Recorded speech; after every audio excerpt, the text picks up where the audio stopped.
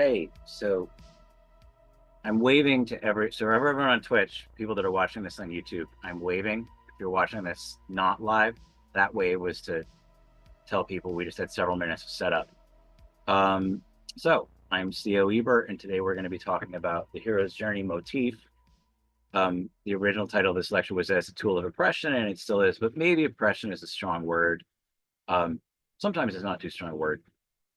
And but also sometimes just normativity and bias.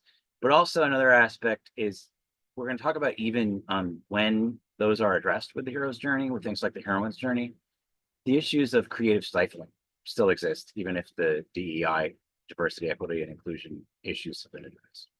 So first of all, who am I? I am known online by the gaming tag OwainDraig.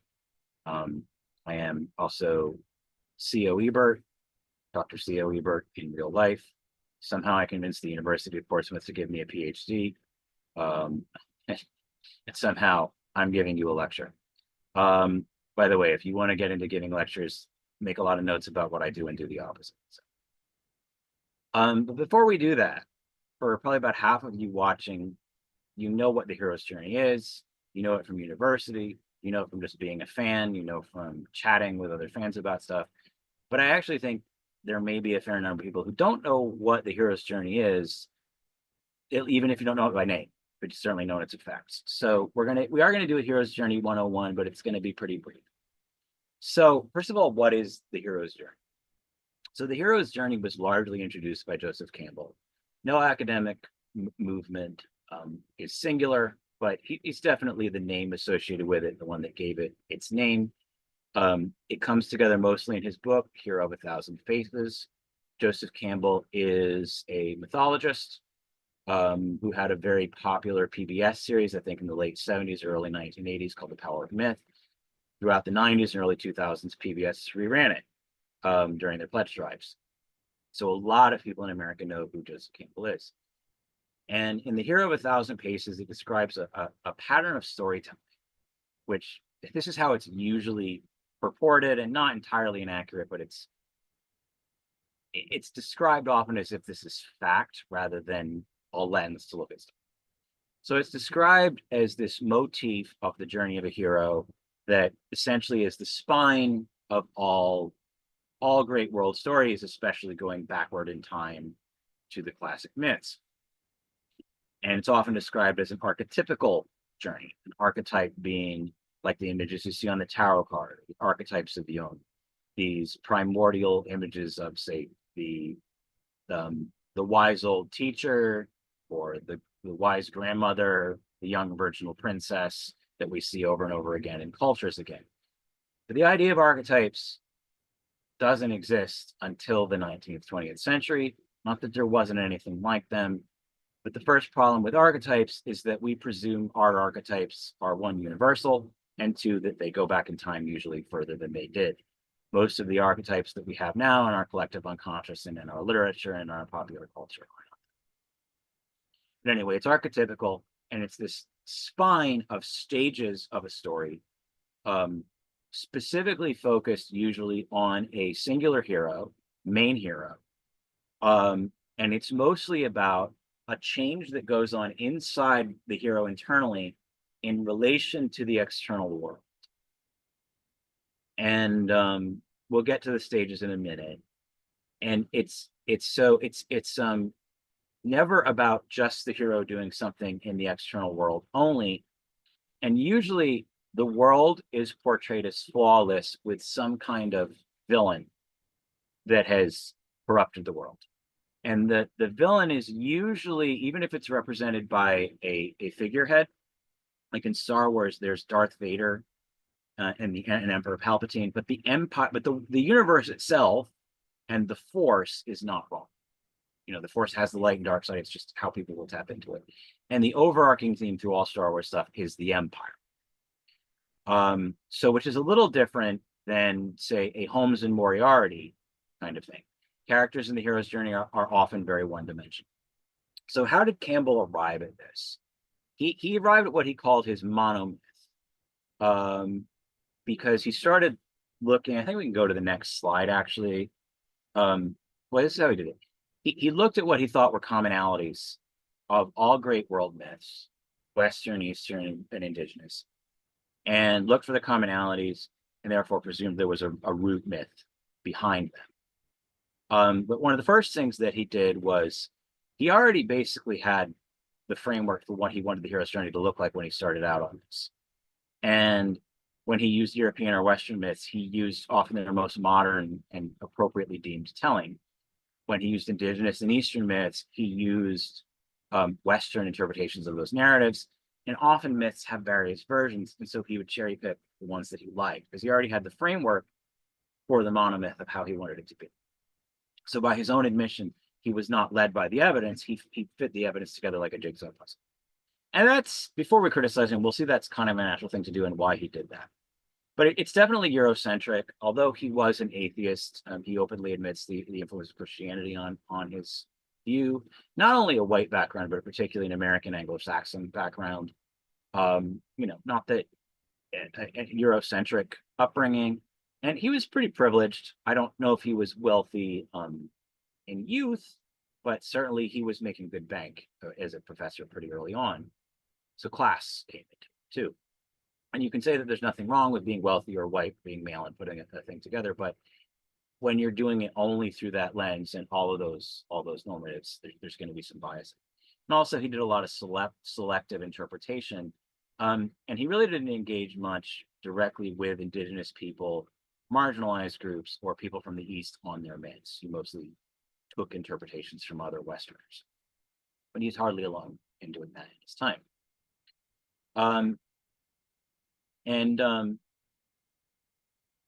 We'll get back to this in a minute. Did we skip a slide? No, we didn't. I guess my slides are a little bit out of order. All right. So this actually, my slides are out of order. This is the next one. So the context for this, why were people looking for universals and root truths? Well, this is the start, in the Victorian era and in the early modern era before that is the start of empiricism. And empiricism, of course, is part of the scientific method. It's part of objective thinking.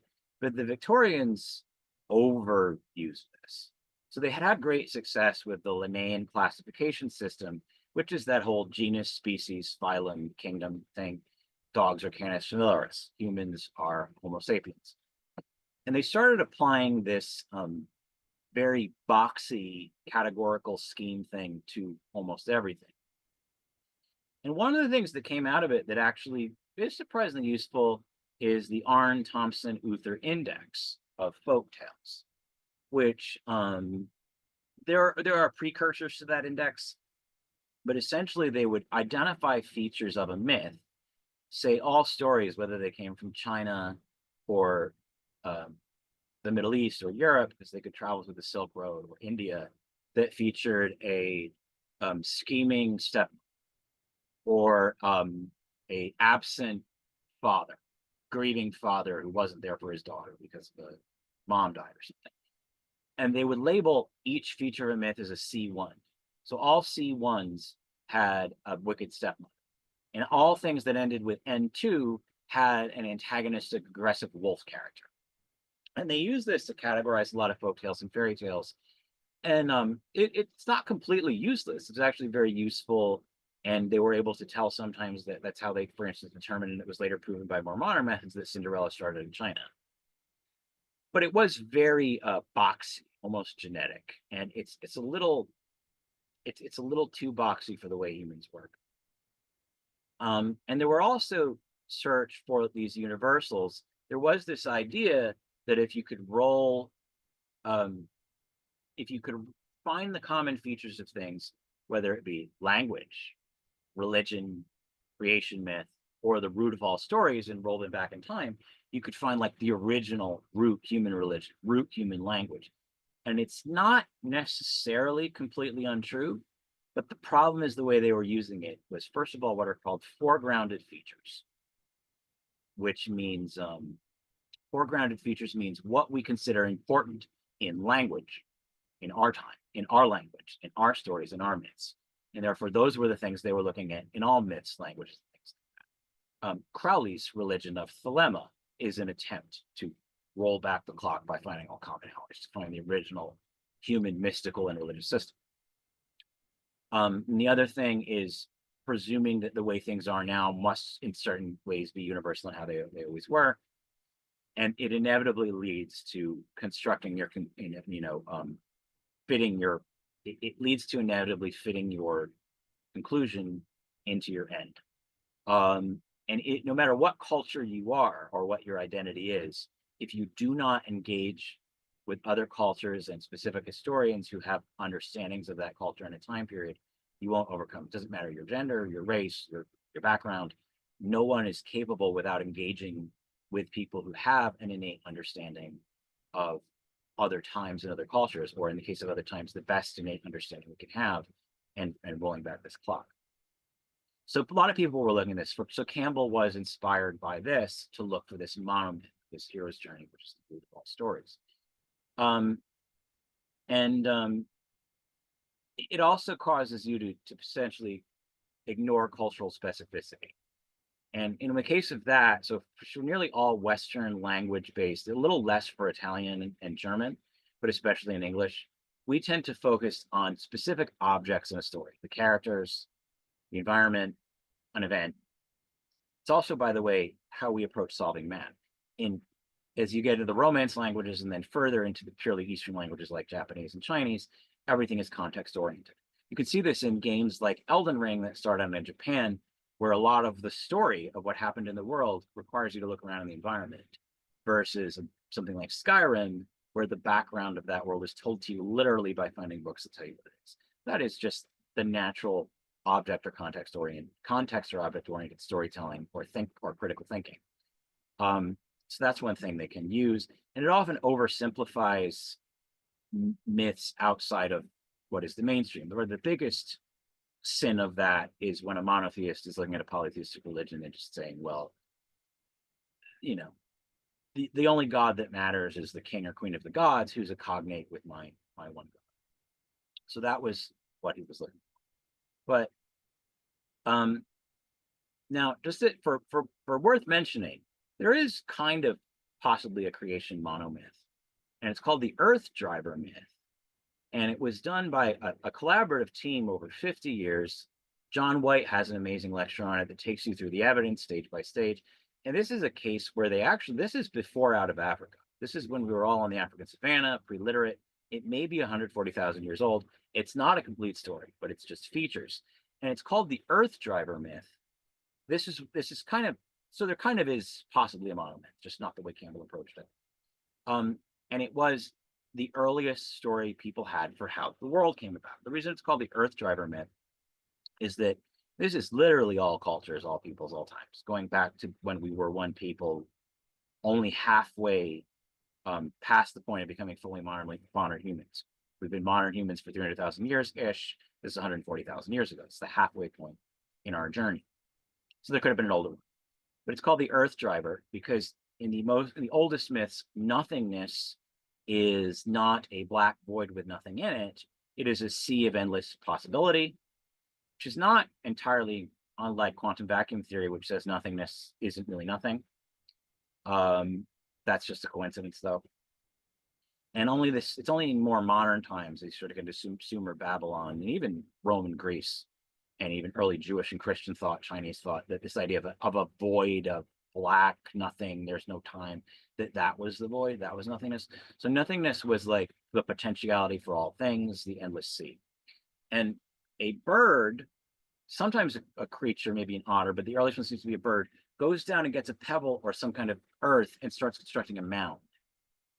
And then from that, the earliest people emerge, and then later on, God of the gods. And one of the reasons that it took so long to get to the Earth Driver myth is and this is probably flood myths are probably a remainder of this. The flood myths are a remainder of the nothingness being water and the water needing to recede. But later, when stories changed that things arose from literal nothingness, that meant that there had to be an earth that got flooded. So that's one of the theories John White puts forward, that the flood myth was originally to account for somebody going, wait, what are the waters receding from? And originally that was unnecessary because everyone accepted that the mound just got big enough and then the waters went away because of the necessity for things to be done, sort of what we call magical realism. John explains it much better, and he's much more interesting than me.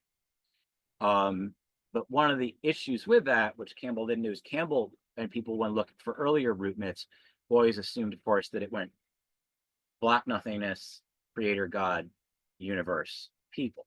And that apparently was not the earliest order that we reckoned creation went in. So it took a lot of counterintuitive thinking. I think now to talk about what the hero's journey is. So the hero's journey presumes these stages of a story, and these will sound familiar to you. The ordinary world, and if you have a poster with these are labeled differently, they're sometimes called differently. The hero starts out in his or her village. There's a call to adventure that can be when Luke finds his niece or his niece, not his niece and nephew, his uncle and aunt murdered. It can be when Neo first realizes there's something to the tattoo that he's been called. Initially, they're reluctant to go, but then they realize they have to. They meet the mentor. They cross the threshold. They leave the familiar world behind, get various allies, find changes, approach the inmost cave. It's some kind of preparation for a certain ordeal. This can be using the Force, learning to use the Force, getting the magic sword, uncovering the secret. Then they seize it. The road back, they journey home or to a new home. Luke Skywalker regains the family of Leia and Han Solo and Chewbacca that he lost. Resurrection, where the final the test of the hero is transformed and purified, and a return with the elixir. They can have this benefit of others. The evil is vanquished, so the water flows again, or whatever. And if you recognize these in stories, part of the issue is, and there's this famous circular representation of these, and sometimes it's called the return with the medallion, the return with the knowledge.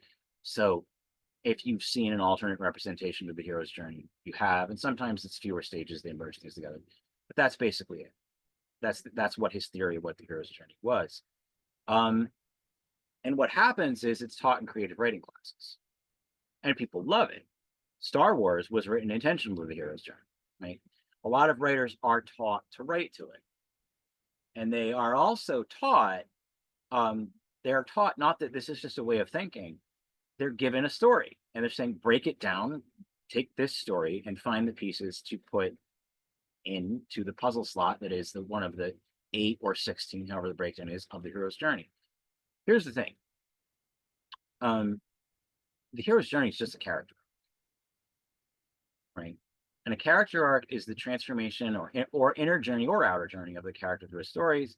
It can include overcoming internal struggles, achieving or failing.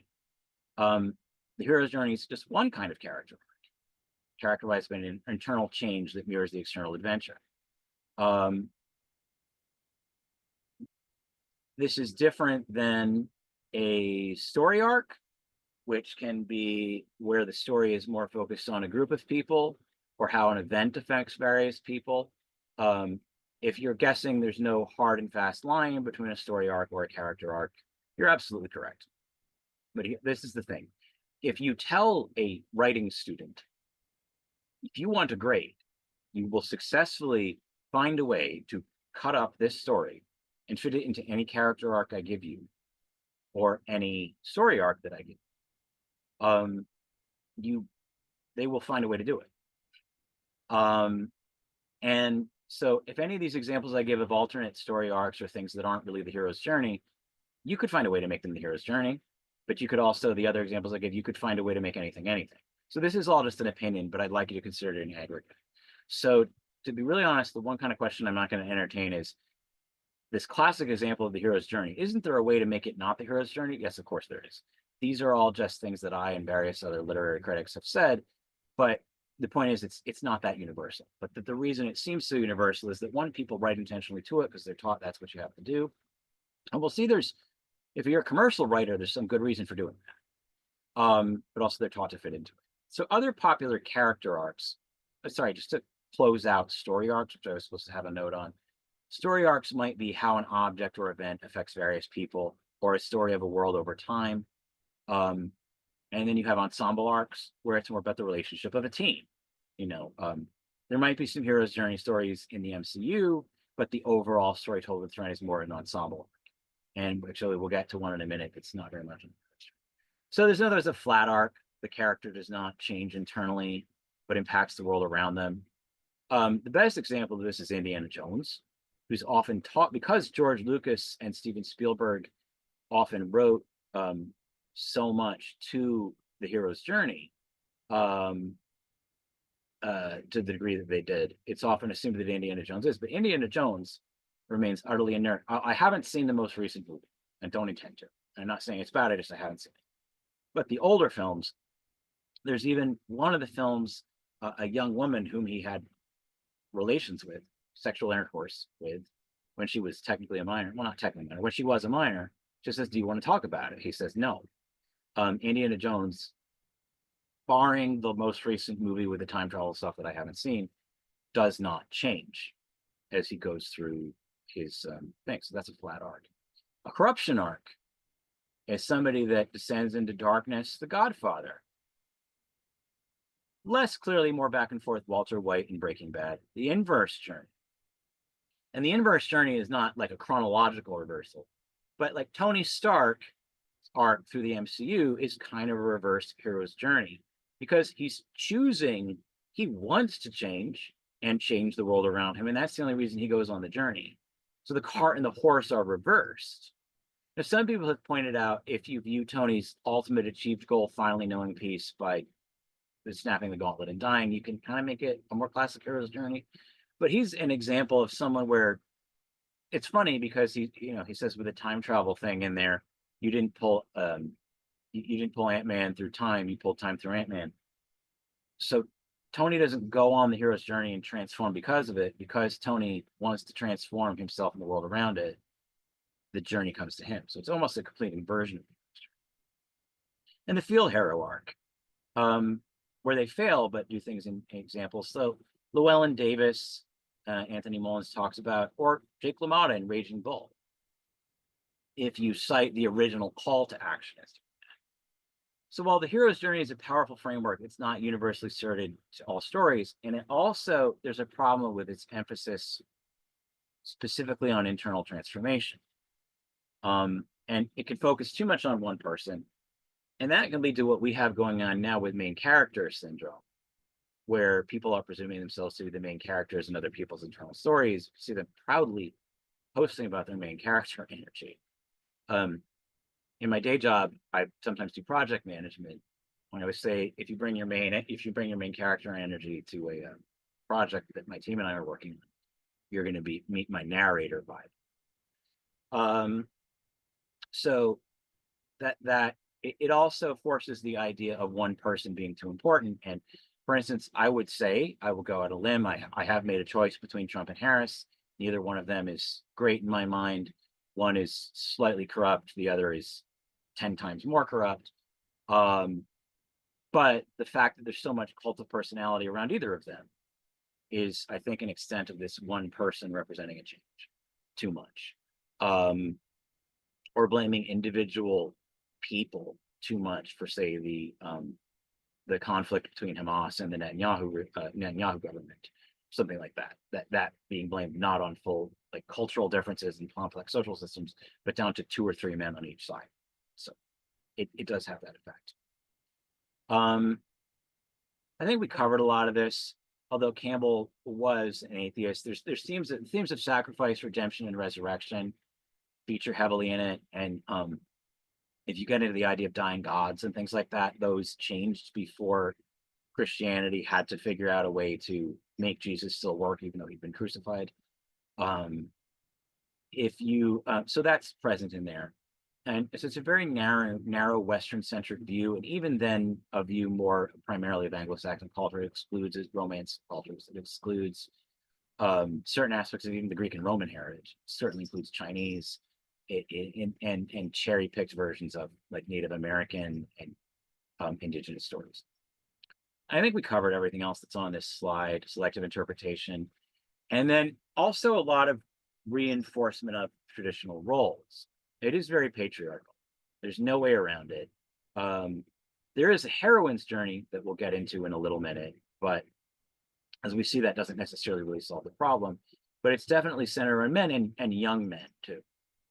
And also, usually the hero's journey protagonist will be a professional guy working in an office or a mechanic. He's usually not going to be something special, although he can be. He can be an astronaut or something like that. But most is what you'd call a John every.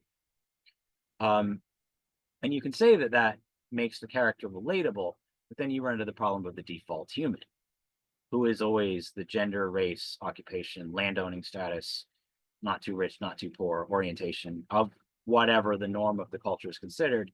And so if you are part of that norm, you don't notice when a character is that. That's just a basic character to you. But you maybe feel overly pushed to notice if they're not that. So the hero's journey includes that default human, whatever that is.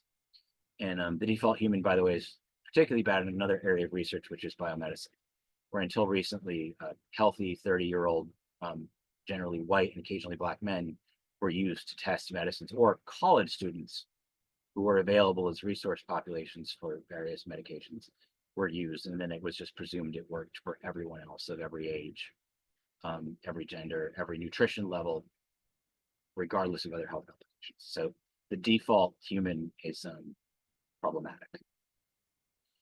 Other arcs, like we talked about this, you can hammer any kind of arc in. Story arc, as we mentioned, is how events and actions unfold over time.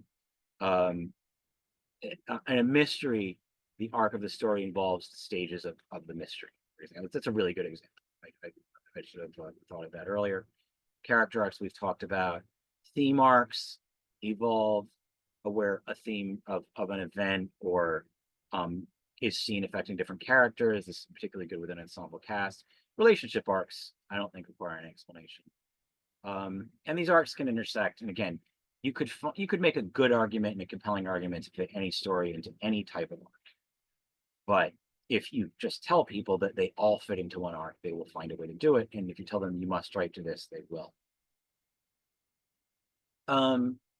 So beyond all the representation problems, the hero's journey is a predictable formula that it can restrict creative potential. And since it emphasizes internal transformation, it will not fit all stories, sometimes with really genuine external conflicts or systemic issues, limiting its effectiveness for certain stories. It can also downplay complex external forces and downplay the role of culture. The hero's journey tends to portray the world as fundamentally good, marred by an external evil that the hero has to overcome. And this can be inadequate for the world where society itself is intrinsically or corrupt. Sometimes there's a workaround that say society is not real, it's the matrix, and the real world is the honest, trouble freedom fighters outside. Although if you actually get into the tie-in media for the matrix, even that world is not really good. But so it's not good if we're dealing with things like post-capitalism, like things like Snowpiercer and Parasite that deal a lot with post-capitalism. You can't really deal with that with a single hero's triumph. The problem of hierarchical structures. The Handmaid's Tale is essentially a critique of hierarchical structure. And again, Hero's Journey won't work for that. The dangers of populist democracy. V for Vendetta is a good one of that. That starts out as it's a critique of populism disguised as a celebration of puppets. A lot of people that still wear the Guy Fawkes mask with pride don't kind of get that. I mean, you can process however you want, but the hero's journey doesn't necessarily fit very well there. And marginalization, things like stories like The Hate You Give and Moonlight, that are basically about even people who normally don't like stories about systemic oppression, really seem to resonate with those. Hero's journey doesn't fit very well with those. Anthony Mullins, who has some great videos on this, brings up the show Promising Young Woman. And in it, the character Cassie, played by Carey Mulligan, starts out, basically she will go to out to bars and pretend to be intoxicated and find men who may be sexual predators and and stop them in their tracks. She's basically kind of a vigilante. I mean, that's too strong of a word. The story evolves, and it's about somebody who's really taking on like rape culture and things like that. There is an episode where she says, maybe I should give this up at some point, right? She contemplates going on the hero's journey, going on an internal change, saying maybe life isn't all about this. I should find love and find a family. But then she couldn't do the things she does. Ironically, really similar to actually a recent storytelling where Batman considered marrying Catwoman, and she realized if you're happy, you won't be able to be Batman.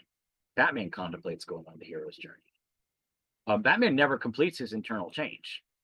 So ironically, Batman, who's considered by most people a privileged white superhero, but is also neurodivergent, traumatized, and an atheist, by the way, so is very much in three ways not belonging to privileged cultures, has a lot with Cassie. But Cassie cannot engage on the hero's journey and engage in the heroic acts that she does.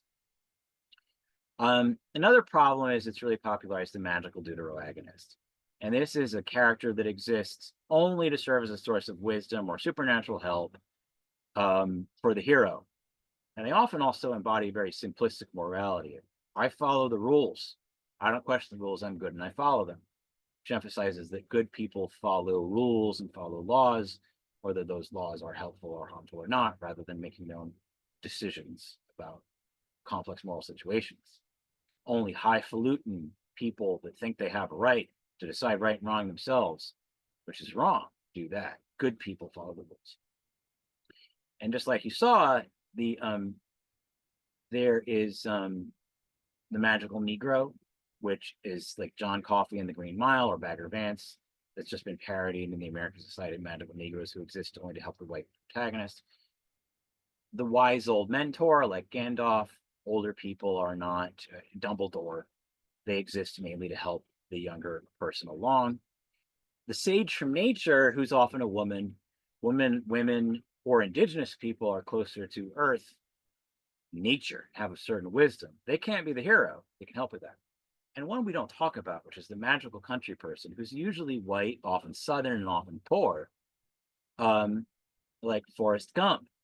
And they're portrayed as just simply knowing right from wrong and not really existing for their own means. It's just like the wise country person. But it's the wise, simple country folk is just as insidious as the magical Negro. Deuteroagonists in general are bad. Because remember, you, and everyone watching this, we're the deuteroagonist in everybody else's story. And I would invite you, when somebody really needs it, be the best deuteroagonist you can. You don't have to be the protagonist at every given moment. Try being part of the ensemble cast. And these characters are fine, but we over rely on them. And in any given culture, it's not just race, it's class too, right? They emphasize simplicity and also we're supposed to really admire the fact that they are rule followers, not necessarily goodness or virtue followers or ethics followers, but rule followers. They're obedient. So that's the other side that's not talked about. Some subversions of this are Shuri, specifically in Black Panther 1 and in Endgame with the little sister, but in fact, she's more of a rationalist and an empiricist than T'Challa is. Yes, she goes on a very classic hero's journey in her own movie later. But early on, Furiosa in Mad Max, because it's interesting, because the focus actually shifts protagonists, arguably, at one point to her. And Llewellyn Davis is like a failed hero. He undertakes the journey, but he overcomes it, subverting the traditional faces of that. Some other subversions of that, contemporary storytelling, not so much about representation, though some of these are good representation, can be Miles Morales into the Spider-Verse. Miles, yes, he is a representation of a group that wasn't Spider-Man before, but one of the most important things about him is that almost in every portrayals of Miles is always has a shared collaborative thing with his friends and his family around him, even the other Spider-Men and Into the Spider-Verse. I think that's Miles in there. If I'm wrong, I apologize. But he's very much not a singular character, and his supporting characters are ensembles, right? So that's actually, I think, Miles's biggest departure from the classic hero's journey. that the focus is not just on him. It's all about a lot of shared success. Nina in The Nightingale is a complex hero that emphasizes the futility of revenge and trauma. The narrative doesn't provide catharsis, and the harsh realities of violence, subverting the hero's journey. And there's no promise of restoration and growth or a triumphant return. And it questions the very notion of victory at all. Jules in Euphoria is a subversion. Jules starts out a lot like the wise old mentor, but then the story decentralizes away, it becomes more ensemble. And I mean, that happens in a lot of shows with a wise old mentor where they're around long enough, they have to be fleshed out. But Jules is, I think, a really good example of that. And you can say that Ruth in The Farewell is an example of like an anti-hero's journey, where internal conflict arises from cultural dissonance and various family dynamics. And rather than a real clear transformational moment, the story is defined very much by the tension, and it's very nuanced and kind of gritty. So these are just examples of modern narratives that challenge not just in representation, but the linearity or the structure. Some of them, as you can see, are very famous superhero ones. Others are probably a little more deep digging. And also rejection of traditional narrative authority can be this, but this is just like contemporary stories. A lot of times with experimental literature have to go outside. Experimental filmmaking, new modes of storytelling. If you just use broken up chronology, but have all the pieces of the hero's journey, that can still be the hero's journey, but bypassing that. One example that sounds silly is BoJack Horseman, right? In that it parodies that BoJack wants that whole show to be about him. He wants to be on the hero's journey, but his ensemble supporting cast, all his magical deuteragonists, refuse to be deuteragonists. Right? They all demand to be fleshed out, and he engages so much with his internal world and makes himself so much the main character that he fails to engage into the internal world and can't change the external world. You can argue that he does in the last episode. I would argue he does, but that's fine. But I'm talking about most of the seasons up until the sort of the end of the show. And then like Sense8 or even The Witcher, right? Even The Witcher books, even though Geralt is the protagonist, Geralt always has a kind of like so Sense8 and I think The Witcher in any of its forms, maybe the TV show least of all, but even there, as you get into the later seasons, The Witcher has always been an ensemble. It's not one man. It's not just about Geralt. It's about various people that he interacts with who come in and out of his life. So why do some people defend the hero's journey when it's criticized at all? And I'm not here to say never do the hero's journey, but why do some people, even when you have a little bit of criticism toward it, react so badly? Well, there's a familiarity with it, an appeal, and a comfort to it, and there's a hyper awareness of it. Even if you weren't aware of this, I'm willing to bet that 50% of the people watching this lecture knew it. And it's not a far jump from something like Star Wars that is intentionally written to the hero's journey and fond childhood memories of it. She's saying, well, if you're saying the hero's journey is just from Campbell and he had some errors doing it, it can be quick dominoes to saying you're taking a dump on my memories of being with mom and dad and my brother and sister watching Star Wars as a kid. It can feel hurtful to people. That's not really the intention. These familiar structures can become stale, and they limit creativity, and we still teach people they have to write to this structure. The other one I'll tell you is you don't have to kill your darlings, but that's another lecture. You don't have to always kill your darlings. There's absolutely nothing you have to always do in writing. The minute you think there's a have to do, but do the one thing you think you can't do or you're forbidden from doing. Although don't take that too far. Perceived criticism, it can be perceived as deconstructionism. I myself hate just deconstructionism, where you're just taking methodology apart, deconstructing the building up of something systemic, and then not really doing anything with it. But I've suggested how it can be used for more creative storytelling and given some examples. But it can just be perceived as, if you're not familiar with the criticism of hyper deconstructionism. It's just kind of eggheads talking about criticizing and taking things apart for the sake of taking them apart. It can feel like that to people. Um, and for some people, let's move forward a little bit. Um, there are art adaptations to an Afrocentric hero's journey and a heroine's journey, focused on a woman, for example, or anything like that. That can feel like forced diversity to people because even again, there's not a lot of, say, atheist or like Asian American hero's journey models. So only certain diversity is usually let in, and it can feel like forced diversity to people. But these are great. These were great progress. But even if you do that, you now have a model that's not universal because a heroine's journey isn't necessarily going to help people who are people of color. And an Afrocentric version is not going to help people who are necessarily working class. It might. And it also doesn't solve any of the creative stifling problems because it's just the hero's journey with a paint job.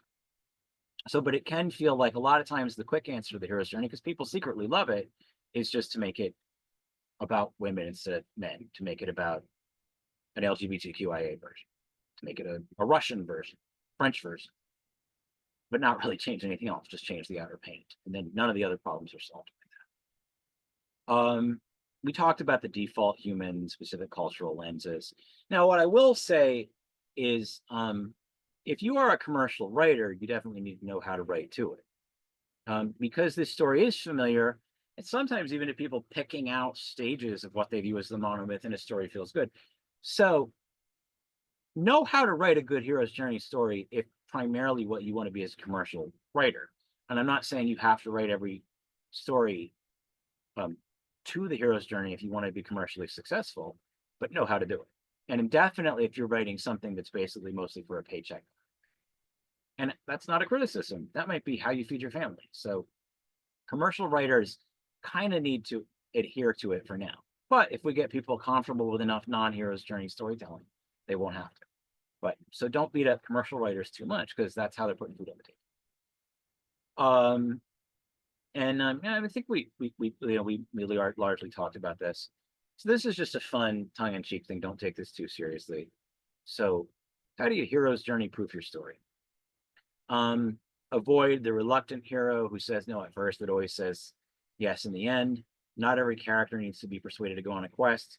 Consider letting your protagonist actively choose from day one to engage in a heroic role supporting completely conscious agency.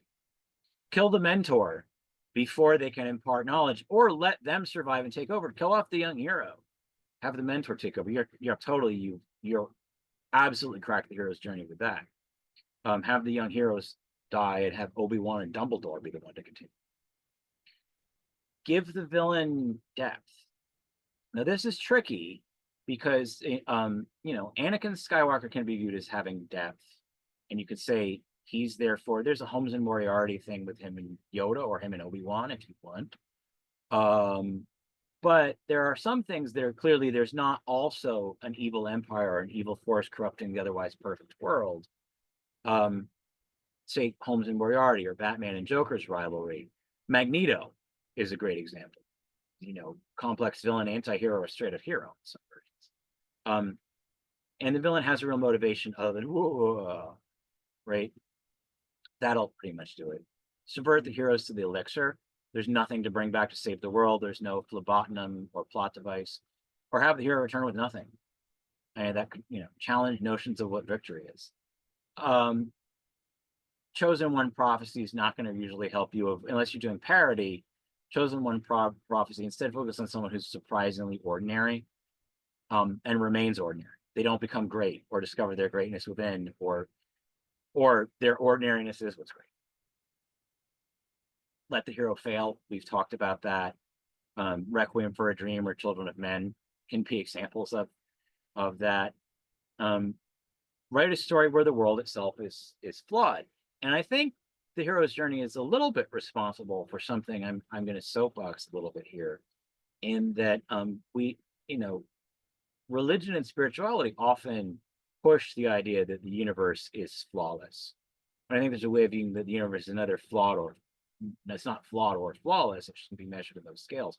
But that whatever you was doing are wrong, and you're just unaligned with the universe. But that's not a far step from saying that society is correct. And I think while there is a mental health crisis in this country, for sure, and there are people that need therapy and even need medication. I myself am in therapy. I think there is also a crisis of us telling people the problem is not the world, your economic situation, the abusive situation you're in, the political climate in your country, the situation of your job, your health issue. That's all okay. You should really be okay with that. And if you're not, you need therapy. So I think it's led to some collective gaslighting. Sometimes the flaw is out there. So have stories where sometimes the flaw is out there. You don't always have to have a moral resolution, right? Or you can have the characters decide what the moral resolution is and be clear it's not the only one that there could have been. Very highly collaborative stories across cultures, a collaborative group, a shared group over time. One, have them, even if you break the hero's journey stages up, you'll subvert it, but often you can avoid it.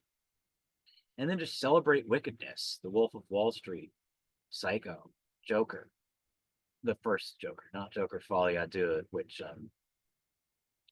watched half of it, and the fact that I couldn't even, it's like they didn't even try. Like the fact that I wasn't even appalled at how bad it was just simply bad. Yeah, and the one thing that actually I was thought wouldn't be good was Lady Gaga as Harley Quinn. She's probably the best thing in that as Lee Quinn, and she's hardly in it. So anyway, and it also undoes the first movie, and you can no longer decide if it was in his head or not. It definitely happened. So I meant, all right, but a celebration of wickedness, or the reverse Joker, or the Joker and all that stuff. And there's my reasonable number of sources. Remember, my last lecture was like 20 pages, but those are just the sources. And also, just to go back quickly, if you feel like staying on YouTube, if you Google that, this is a link. Maybe I could put the link in the chat, or we'll put the link in the out there. But that Earth Driver thing, John Wade's lecture, if you Google this thing across the screen, the oldest all capitals creation myth in the world and its origins, you will come up to a full-blown lecture, the Earth Driver myth, where he'll also get right what I got wrong. Can I stop screen sharing without stopping recording? No, apparently I can't. Okay, so we will just give me a second. I'm having some problems. We'll just go back to the title page, and doop, and back to the AI generated lady in medieval underwear who popped out as one of my options, and I said that will make people watch the trailer. They did. So questions. See if anyone is also texting questions. Oh, Ashley, I'll let you go first, but let me see. There might actually be.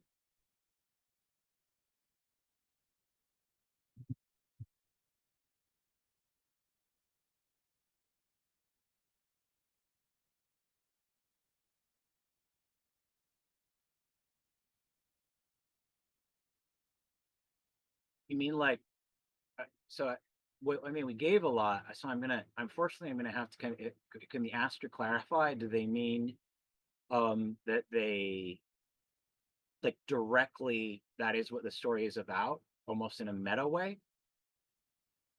I'm asking because there's a lot of stories that deconstruct the hero's journey, but in a very like direct way.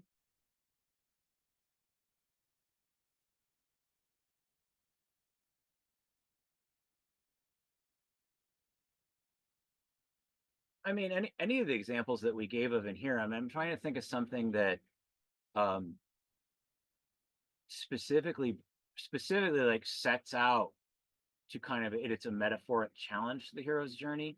Promising Young Woman, Mullins gives an example, is an absolutely great example of that. I'm trying to think of some superhero stuff that does that. I would say, I mean, Doom Patrol.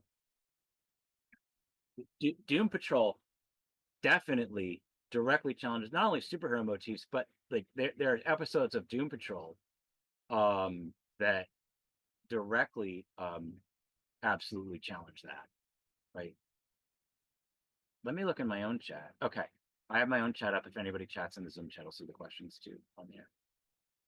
Doom Patrol, I think, would be a direct thing where they actually talk about the stages of the hero's journey. There's never like they don't say Joseph Campbell instead of the hero's journey, but probably the most conscious thing I can think of.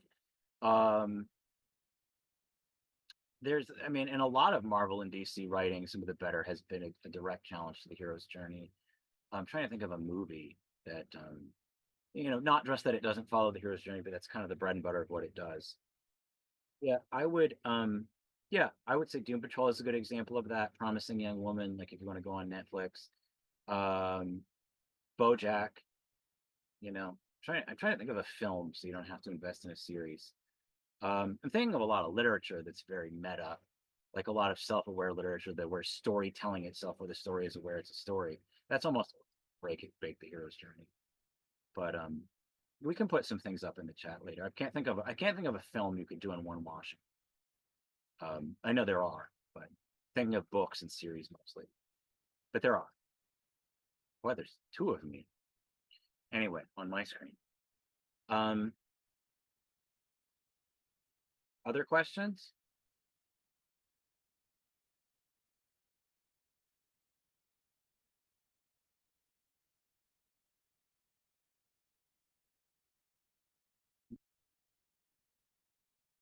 Yeah, so that was it.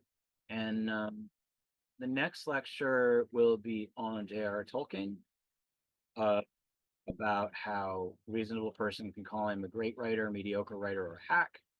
Same thing about world building, but I'm going to challenge the notion that there's, even if you don't particularly like him, he undebatably was one of the best early IP and media property brand managers. He set out to be, he didn't hide it, and he completely succeeded in that to this day. Because even with the Rings of Power, the entity that he started and his grandson are very much involved in the Rings of Power. And while he may not have liked the storytelling, or maybe he would have, he probably wouldn't have, even though I like the Rings of Power, but he probably would like the success, including the financial aspect of it. So it's going to be about Tolkien as a brand manager, and also allowing space to not like it. It's okay to not like it. Right? I'll get another one. It's okay to not like Shakespeare. As Callum Kerr talked about that in our thing with him before. It's okay to not like anything. All right, and I think that's it. And oh, the date hasn't been put out yet. Um, my YouTube channel is dash HUH. I don't have a Facebook account, all one word, on Instagram. You can also Google and Hedwana model, EN, I should remember this, ENHEDUN. And well, okay, Google search how to spell Enheduanna, the first known author, and then search CO Ebert, EBERT, like my name on the screen, and you can get copies of my model and my page from the university.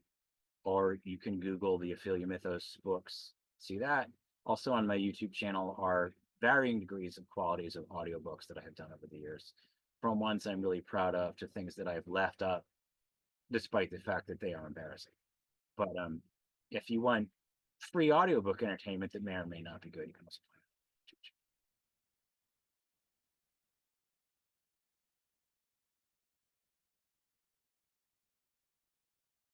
it. No, I will just let you do the outro and then I'll kill the Zoom because just want to make sure one more time. There were some people in the was there anybody? Let me just see if anybody. I just want to make sure that one of these is not a. Got it. Okay, not a question. All right. Also, that's not a question. And one more chance. Any questions by Zoom? Going once, going twice. Okay.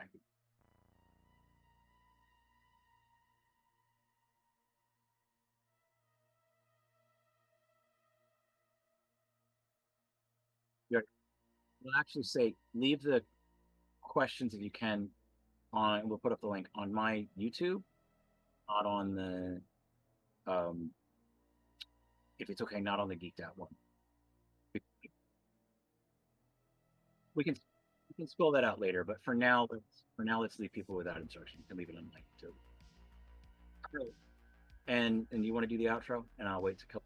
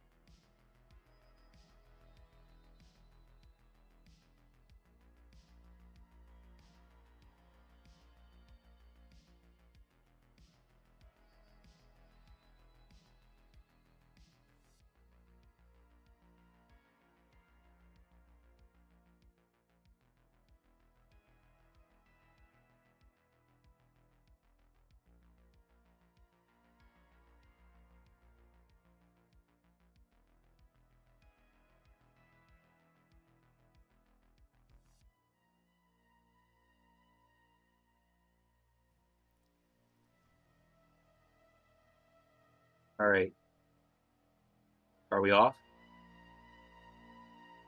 Do you need me to wait to kill the Zoom? Okay, so I'm actually going to end the Zoom